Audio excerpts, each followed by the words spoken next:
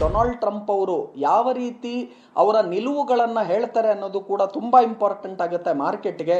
ಇದೆಲ್ಲವನ್ನ ನೋಡಿಕೊಂಡು ಚಿನ್ನ ಬೆಳ್ಳಿ ದರಗಳಲ್ಲಿ ಈ ಪ್ರಮಾಣದ ಏರಿಕೆ ಆಗ್ತಾ ಇದೆ.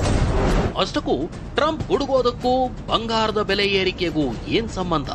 ವೈಟ್ ಹೌಸ್ ನಲ್ಲಿ ಕೂತಿರೋ ಟ್ರಂಪ್ ನಡೆಸ್ತಿರೋ ಹುಚ್ಚಾಟಗಳು ಬಂಗಾರದ ಮಾರ್ಕೆಟ್ನಲ್ಲಿ ಅಲ್ಲೋಲ ಕಲ್ಲೋಲ ಸೃಷ್ಟಿಸ್ತಿರೋದು ಹೇಗೆ? ಬಂಗಾರದ ನಾಗಾಲೋಟಕ್ಕೆ ಬ್ರೇಕ್ ಬೀಳೋದು ಯಾವಾಗ? ಈ ಬಗ್ಗೆ ತಜ್ಞರು ಹೇಳೋದೇನು ಅದನ್ನೇ ತೋರಿಸ್ತೀವಿ.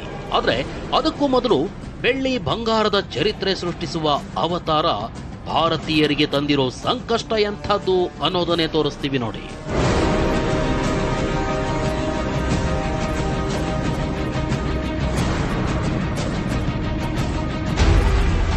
ಶ್ರೀಸಾಮಾನ್ಯನ ಕೈಗೆಟುಕುತ್ತಿಲ್ಲ ತಾಳಿ, ಶ್ರೀಮತಿಯರ ಕಾಲುಂಗರ ದುಬಾರಿ. ಭಾರತೀಯರಿಗೆ ಬಂಗಾರ ಅನ್ನೋದು ಬರೀ ಒಂದು ಹೂಡಿಕೆ ವಸ್ತು ಅಲ್ಲ, ಶೋಕಿಯ ವಸ್ತು ಕೂಡ ಅಲ್ಲ. ಬಂಗಾರದ ಜೊತೆ ಭಾರತೀಯರಿಗೆ ಅವಿನಾಭಾವ ನಂಟಿದೆ. ಎಲ್ಲ ಶುಭ ಸಮಾರಂಭಗಳಿಗೂ ಬಂಗಾರ ಖರೀದಿಸುವ ಸಂಪ್ರದಾಯವಿದೆ. ಅದರಲ್ಲೂ ಮದುವೆಗೆ ಚಿನ್ನದ ತಾಳಿ ಕಡ್ಡಾಯವಾಗಿರುತ್ತೆ. ಬಡವ ಇರಲಿ ಶ್ರೀಮಂತ ಇರಲಿ, ಮದುವೆಯಲ್ಲಿ ವರ ವಧುವಿಗೆ ಬಂಗಾರದ ತಾಳಿ ಕಟ್ಟೇ ಕಟ್ತಾರೆ. ಆದ್ರೆ ಇದೀಗ ಬಂಗಾರದ ಸಾರ್ವಕಾಲಿಕ ಜಿಗಿತ ಚಿನ್ನದ ತಾಳಿಯು ಶ್ರೀಸಾಮಾನ್ಯನ ಕೈಗೆಟುಕದಂತಾಗಿದೆ. ನನ್ನ ತಂದೆ ತಾಯಿಗೆ ಅವ್ರ ಕಾಲ ತಗೊಂಡ್ರೆ ತುಂಬಾ ಕಡಿಮೆ ಇತ್ತು. ಎಲ್ಲೋ 3,000 ರೂಪಾಯಿಗೆಲ್ಲ ಅವರು ತಾಳಿ ಚೈನ್ ಬರುತ್ತೆ ಹಂಗೆ ಹೇಳ್ತಿದ್ರು. ಅದು ಕ್ರಮೇಣ ಹೋಗ್ತಾ ಹೋಗ್ತಾ ಸ್ವಲ್ಪ ಇನ್ಕ್ರೀಸ್ ಆಗಿ ಇವಾಗ ತುಂಬಾನೇ ಜಾಸ್ತಿ ಆಗ್ಬಿಟ್ಟಿದೆ. ಒಂದು ತಾಳಿ ಮಾಡಿಸೋಕೆ ಕನಿಷ್ಠ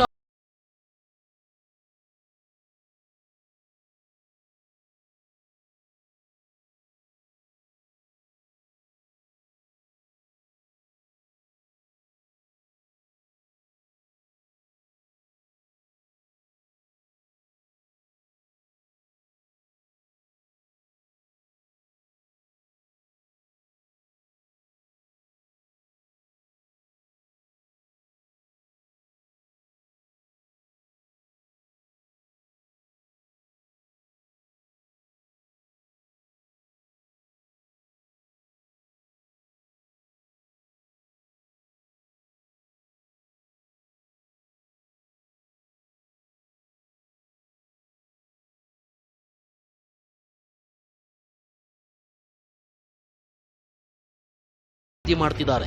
ಮೊದಲಿಗೂ ಈಗಲೂ ಹೆಣ್ಮಕ್ಳು ಒಂದು ಸ್ವಲ್ಪ ತುಂಬಾ ಇಷ್ಟಪಡ್ತಾರೆ. ಚಿನ್ನ ಅಂದರೆ ಯಾರಿಗಿಷ್ಟ ಆಗಲ್ಲ. ಸೊ ಹಂಗಾಗಿ ನಾನು ಅದಕ್ಕೋಸ್ಕರನೇ ಬಂದಿದ್ದೀನಿ, ಮಗಳು ಕರ್ಕೊಂಡು ಚಿನ್ನ ಪರ್ಚೇಸ್ ಮಾಡಬೇಕು ಅಂತಾನೆ. ಹೆಣ್ಮಕ್ಳು ಆದಷ್ಟು ಚಿನ್ನ ಪರ್ಚೇಸ್ ಮಾಡಿದ್ರೆ ಸೇವಿಂಗ್ಸ್ ಅಂತಲೇ ಹೇಳ್ಬೋದು. ಅದು ಬಿಟ್ಟರೆ ಮನೇಲಿ ಇಟ್ಕೊಳ್ಳೋ ಬದಲು ಸುಮ್ಮನೆ ಲಾಕರಲ್ಲಿ ದುಡ್ಡನ್ನ ಚಿನ್ನ ತಗೊಳ್ಳೋದು ಭಾಳ ಒಳ್ಳೆಯದು ಅಂತ ನನ್ನ ಒಂದು ಅಭಿಪ್ರಾಯ. ಬಂಗಾರದ ಮೇಲೆ ಇನ್ವೆಸ್ಟ್ ಮಾಡಿರೋ ಉಳ್ಳವರಿಗೆ ಲಾಭ, ಆದರೆ ಬಡವರಿಗೆ ಬಂಗಾರ ಗಗನ ಕುಸುಮ. ಹೀಗಾಗಿ ಅನಿವಾರ್ಯ ಇದ್ರೆ ಮಾತ್ರ ಬಂಗಾರ ಖರೀದಿಸಿ ಅಂತಾರೆ ತಜ್ಞರು. ಇನ್ನು ಬಂಗಾರದ ಮೇಲೆ ಹೂಡಿಕೆ ಮಾಡೋದಕ್ಕೂ ಇದು ಸೂಕ್ತ ಕಾಲವಲ್ಲ. ಈ ಟೈಮಲ್ಲಿ ಸಾಲ ಮಾಡಿ ಚಿನ್ನ ಖರೀದಿಸಬೇಡಿ ಅಂತಿದ್ದಾರೆ ತಜ್ಞರು. ಬಳಕೆ ದೃಷ್ಟಿಯಿಂದ ಹಬ್ಬಕ್ಕೋಸ್ಕರ ಚಿನ್ನ ಖರೀದಿ ಮಾಡಬೇಕು, ಅಥವಾ ಮದುವೆ ಇದೆ, ಯಾವುದೋ ಗೃಹ ಪ್ರವೇಶ ಇದೆ, ಈ ತರ ಬಳಕೆ ದೃಷ್ಟಿಯಿಂದ ಆಭರಣಗಳನ್ನ ಕೊಂಡ್ಕೋಬೇಕು ಅಂತಿರೋರು ಮಾತ್ರ ಚಿನ್ನ ಬೆಳ್ಳಿಯಲ್ಲಿ ಈ ಟೈಮಲ್ಲಿ ಖಂಡಿತ ಖರೀದಿ ಮಾಡಬೇಕೇ ಹೊರತು ಹೂಡಿಕೆ ದೃಷ್ಟಿಯಿಂದ ನೋಡ್ತಿರೋರು ಇಲ್ಲಿ ಚಿನ್ನ ಬೆಳ್ಳಿಯ ಹೂಡಿಕೆ ಸೂಕ್ತ ಅಲ್ಲ, ಹಾಗೂ ಯಾರ್ಯಾರು ಸಾಲ ಮಾಡಿ ಚಿನ್ನ ಬೆಳ್ಳಿಯನ್ನ ಖರೀದಿ ಮಾಡಬೇಕು ಅಂತಿದ್ದೀರಾ ಅವ್ರು ಖಂಡಿತವಾಗ್ಲೂ ಈ ಹೈಯರ್ ಲೆವೆಲ್ಸ್ ಅಲ್ಲಿ ಗೋಲ್ಡ್ ಸಿಲ್ವರ್ ಇನ್ವೆಸ್ಟ್ಮೆಂಟ್ ಮಾಡೋದು ಒಳ್ಳೇದಲ್ಲ. ಒಂದೇ ದಿನದಲ್ಲಿ ಬೆಳ್ಳಿ ಬೆಲೆ 10,000 ರೂಪಾಯಿ ಏರಿಕೆ, ಕೆಜಿಗೆ 3.30 ಲಕ್ಷ. ಭಾರತದಲ್ಲಿ ಬಂಗಾರದಷ್ಟಲ್ಲದೆ ಇದ್ರೂ ಬೆಳ್ಳಿಗೂ ಮಹತ್ವ ಇದೆ. ಭಾರತೀಯರು ಬೆಳ್ಳಿಯನ್ನ ದೊಡ್ಡ ಪ್ರಮಾಣದಲ್ಲಿ ಬಳಸ್ತಾರೆ. ಅದರಲ್ಲೂ ಹೆಣ್ಣು ಮಕ್ಕಳಿಗೆ ಕಾಲ್ ಚೈನು, ವಿವಾಹಿತ ಮಹಿಳೆಯರ ಕಾಲುಂಗರಕ್ಕೆ ಬೆಳ್ಳಿ ಬೇಕೇ ಬೇಕು.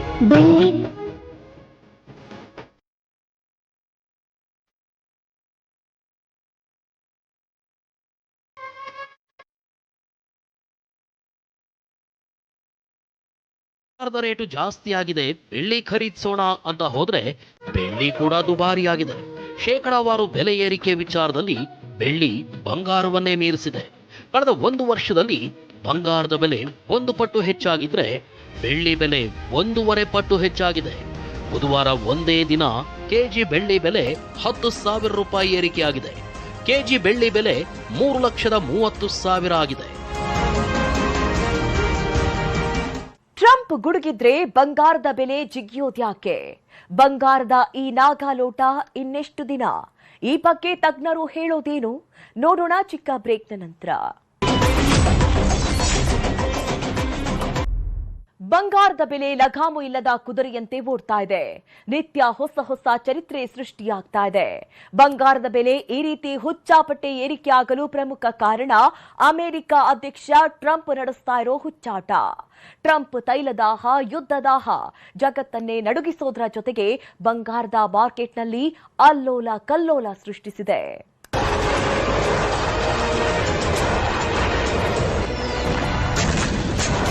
They shouldn't be doing it, but I've left notification. Anything ever happens, we're going to blow the whole country is going to get blown up.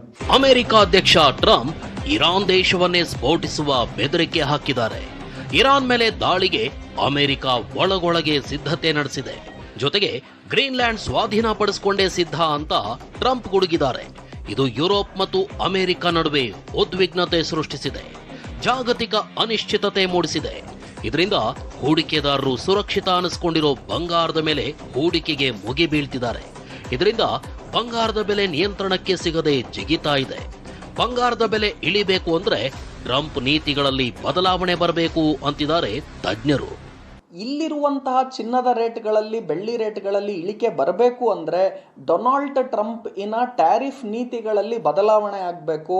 ಹಾಗೂ ಮುಖ್ಯವಾಗಿ ಏನಿವಾಗ ಲೇಟೆಸ್ಟ್ ಮಾಹಿತಿಗಳು ಬರ್ತಿರೋ ಪ್ರಕಾರ ಈಗಿರುವಂತಹ ಗ್ರೀನ್ಲ್ಯಾಂಡನ್ನು ನಾನು ಅಕ್ವೈರ್ ಮಾಡ್ತೀನಿ ಅಂತ ಟ್ರಂಪ್ ಏನು ಹೋಗ್ತಾ ಇದ್ದಾರೆ. ಹಾಗೂ ಯುಕ್ರೇನ್ಗೆ ಸಪೋರ್ಟ್ ಮಾಡಿ ರಷ್ಯಾ ವಿರುದ್ಧವಾಗಿ ಏನು USA ಇದೆ, ಅದರ ಜೊತೆಗೆ ಈಗಿರುವಂತಹ ವೆನೆನ್ಜುಲಾ ಮೇಲೂ ಕೂಡ ಅವರ ಏನು ನಿಲುವುಗಳಿದೆ, ಈ ಟ್ಯಾರಿಫ್ ಎಕ್ಸ್ಟ್ರಾ ಟ್ಯಾರಿಫ್ ಇನ್ನೂ ಒಂದು 10% ನಾನು ಖಂಡಿತವಾಗ್ಲೂ ಫೆಬ್ರವರಿಯಿಂದ ಆಗ್ತೀನಿ ಅಂತ ಏನು ಹೇಳ್ತಾ ಇದ್ದಾರೆ ಟ್ರಂಪ್ ಅವರು. ಈ ಟ್ಯಾರಿಫ್ ನೀತಿಗಳಲ್ಲಿ ಬದಲಾವಣೆ ಬರಬೇಕು. ಇದೇ ಹೊತ್ತಿನ ವಿಶೇಷ. ನಿರಂತರ ಸುದ್ದಿಗಾಗಿ ನೋಡ್ತಾ ಇರಿ TV9.